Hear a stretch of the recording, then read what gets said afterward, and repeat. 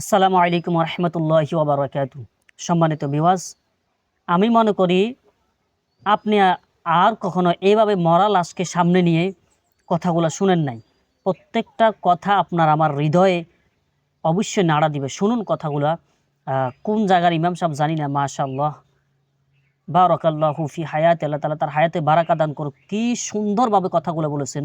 একটু মনোযোগ সহকারে শুনুন, হৃদয়টা নাড়া দিবে আর ইনশাআল্লাহ অবশ্যই শেয়ার করে দিবেন। আইসি এই সাদা কাপড়টার জন্য, এই সাদা কাপড়টার জন্য আইসি দুনিয়াতে।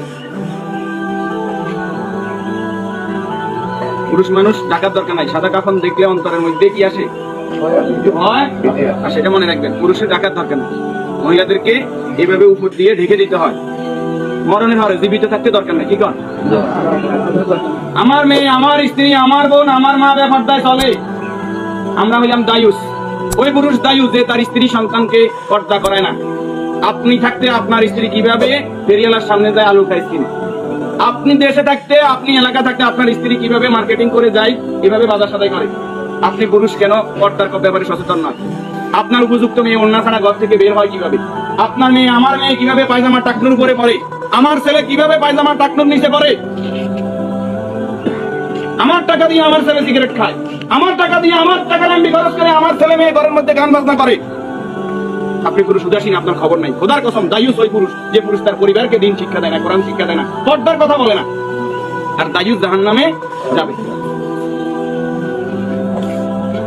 এই দুনিয়াতে আসছে সাদা কাপড়টার জন্য, শুধু এই সাদা কাপড়টা অ্যারেস্ট করার জন্য।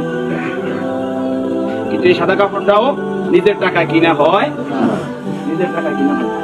কেউ না কেউ, আমরা অনেক সময় শুনছি যে 3.5 হাতের মালিক ছাড়া আমি নয়। আমি নিজে 8-10টা কবর এইভাবে দিচ্ছি যে উনি যে জায়গা দেখাই গেছে এই জায়গার কবর দিন, আর টাকা আমাদের বাড়িতে। কথা কি বুঝতে পারছেন? উনি যে জায়গা দেখা গেছে ওই জায়গায় দিতে পারি নাই বিভিন্ন কারণে। ওই জায়গার মধ্যে হয়তো কোনো পুরান কবর পড়ছে, অথবা ওই জায়গার মধ্যে খাদ গর্ত বেশি, পানি হয়ে গেছে। তাহলে আমার শেষ জায়গাটাও আমার নির্দেশনা মতো হয় না, পরিবারে যারা আছে তাদের নির্দেশনা মতো হয়। যে রাসূলের সম্মানটা এত বেশি, সে রাসূলের প্রতি দরুদ ও সালাম সাল্লাল্লাহু আলাইহি ওয়াসাল্লাম। সম্মানিত 40 জন জানাজাতে কাদেরকে উপস্থিত করাইবেন? আমাদের কত বলবো, বলতে আর বলতে মনে চায় না। সব জানেন কিন্তু আমল নাই। আপনি জানেন যে আত্মীয়তার সম্পর্ক নষ্টকারী জাহান্নামে যাবে, আপনি নিজেই সেই সম্পর্কটা বারবার নষ্ট করেন। আপনি জানেন যে আগে সালাম দিতে হবে, আপনি সালাম দেন না। আপনি জানেন যে নিজের জন্য যেটা ভালো মনে করি অপরের জন্য সেটা ভালো মনে না করলে আমি ইমানদার নয়। আপনি জানেন প্রতিবেশীর হক নষ্ট করলে ইমানদার নয়। কই নেই, সব শুধু জানি, আমল করি না। আমাদের মাঝ থেকে আমলটা দূরে সরে গেছে। এই নেককার গোলাম জানাজাতে নামাজি ফরেজগার লোক, শিরিক মুক্ত লোক, আপনার দৃষ্টিতে যিনি শিরিক মুক্ত, এরকম 40 জন লোক যদি দোয়া করে, আল্লাহ তাআলা ওই দোয়া কি করে? কবুল করে। 40 জন হাইবেন, আইতেন না। উনি নামাজি ফরেজগার, উনি হয়তো আপনি মনে করেন যে মাজারে সেজদা দেন শুধু কবিরা গুনাহ, মাজারে সেজদা দেন বুঝি শিরক। শনিবার মঙ্গলবার কি শিরক না? শনিবার মঙ্গলবার হিসাব করা শিরক ননি? শিরক, এটাও শিরক। এই যে জাদু টোনা করা, এটা কি শিরক ননি? গণকের কাছে যাওয়া, বান্দর গনাইতে যায়, মানুষ গনাইতে যায়, চুরি করছে কে, আনা চাইতে যায়, এগুলো সবগুলো কি বড় শিরক। যেটা জনগণ সকল ক্ষমতার উৎস, ঠিক ননি? জনগণ সকল ক্ষমতার উৎস, সকল ক্ষমতার মালিক কে? যেই দল, যেই সংগঠন, যেই রাজনীতি আমাকে বলে জনগণ সকল ক্ষমতার উৎস, এই রাজনীতি করা কি শিরক না? এই জিনিসটা কেন বুঝিনি আমরা?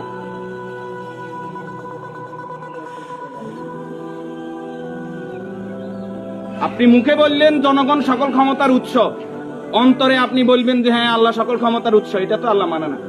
মুখে যেটা বলতে হবে অন্তরে এক থাকতে হবে।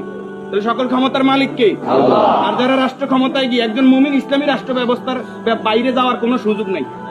যদি আওয়ামী লীগ আবার তওবা ইস্তেগফার করি আই কয় যে আমরা আল্লাহর আইন অনুযায়ী রাষ্ট্র চালাইম, আমরা কইম আলহামদুলিল্লাহ। বিএনপি যদি কালকে বলে যে আমরা রাষ্ট্র চালাইম আল্লাহর আইন অনুযায়ী, কোরআনের আইন দিয়ে রাষ্ট্র চলবে, সৎ নামাজি ফরেজগার লোকরা চেয়ারম্যান মেম্বার হইব, তাকওয়াবান হইব, আমরা বিএনপির সাথে আছি, বিএনপিকে ভোট দেব। যদি জামাত ইসলামী বলে আমরা আল্লাহর আইন দিয়ে রাষ্ট্র চালাইবো, কোরআন চালাইবো, দেশ তাকওয়ার ভিত্তিতে চলবে, রাসূল যেভাবে চালাইবে, আমরা তাদেরকে ভোট দেব। যদি চরমরাই বলে তাদেরকে ভোট দিব। আমাদের ব্যক্তিগত কারো কোনো আরস নাই। আমরা এই জমিনে আল্লাহর, এই জমিনে আইন চলবে কার? এবার যেই আসুক এই তকমা নিয়ে আমরা তাদের সাথে আছি। রাজি আছেন? আল্লাহ তাআলা আমাদেরকে কবুল করুন। তো আসলে ভিডিওটা তো দেখলেন, সম্পূর্ণ কথাগুলো একদম কলিজা লেগেছে আমার, বাস্তব কথা আমার। আর সর্বশেষ মুহূর্তে যে কথাগুলো বলেছেন সেই কথাগুলো একের কথা বলেছেন। অবশ্যই আপনাদেরকে বলতেছি ভিডিওটা শেয়ার করে দিবেন, যেন আমাদের অন্য ভাই জানতে পারে ইনশাআল্লাহু তাআলা। এর বেশি কিছু আমার বলার নাই। তিনি যা বলেছেন প্রত্যেকটা কথাই আমাদের মধ্যে আছে। আল্লাহ তাআলা আমাদের এই সমস্ত পাপ থেকে বেঁচে থাকার তৌফিক দান করুক, আমিন।